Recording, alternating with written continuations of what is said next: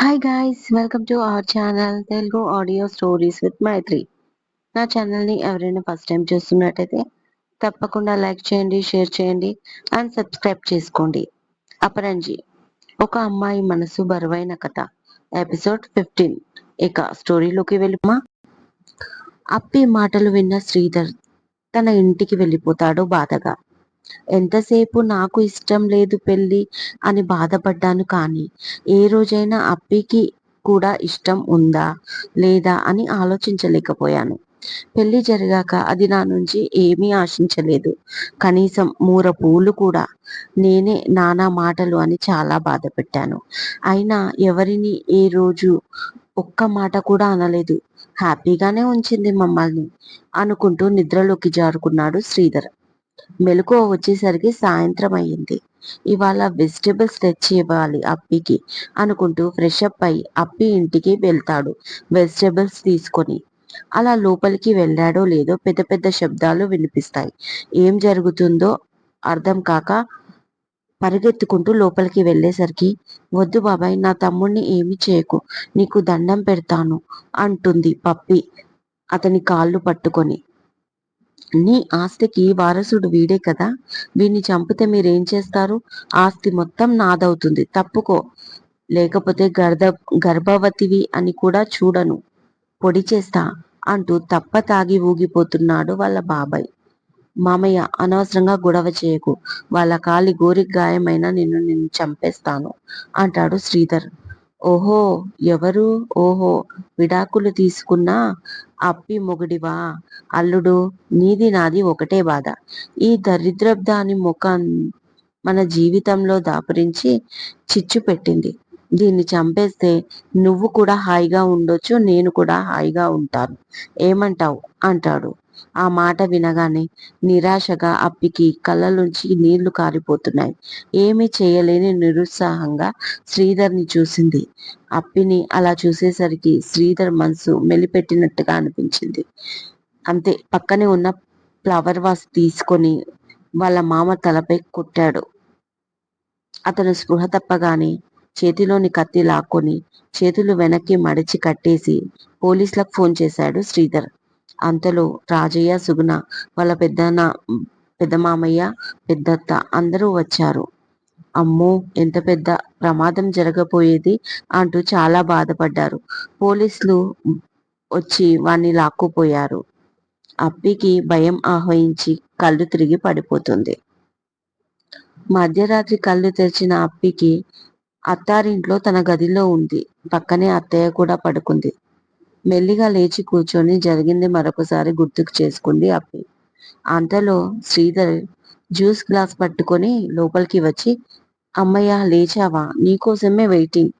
ఈరోజు అన్నం కూడా తినలేదు, ఈ జ్యూస్ అయినా తాగు అంటూ ఇచ్చాడు. వద్దు, నాకు ఆకలిగా లేదు అంటుంది ఫేస్ మార్చుకొని.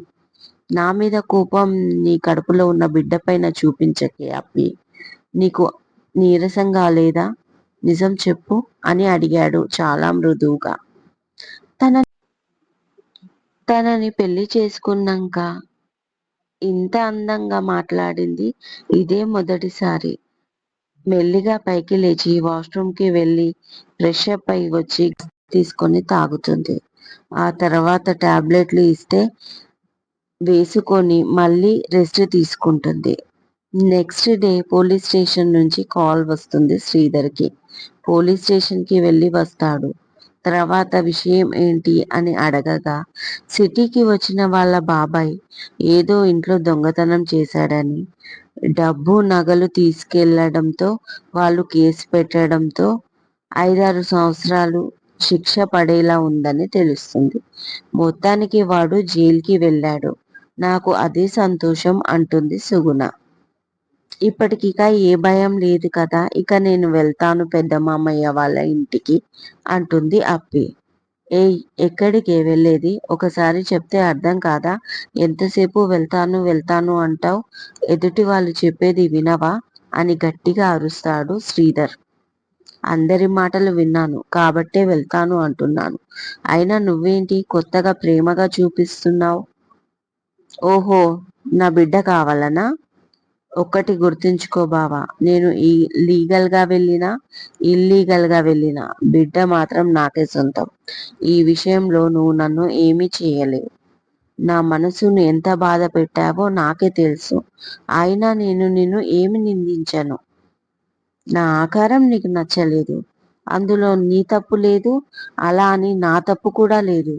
నేను నీకు నచ్చకపోవడం అది నీ ప్రాబ్లం, నాది కాదు.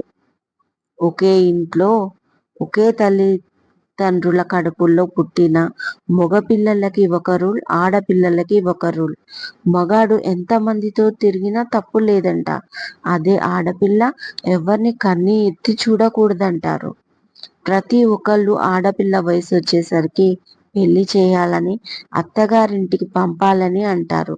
అలా వెళ్ళాక మొగుడు సరిగ్గా లేకపోతే అప్పుడు ఆడపిల్లకే సర్ది చెప్తారు. జీవితంలో పెళ్లి అనేది అంత ముఖ్యమా? పెళ్లి చేసుకొని భర్తతో ఉంటేనే ఆడదానికి బతుకి అర్థమా? నేను అలాంటి విషయాలు పట్టించుకోను.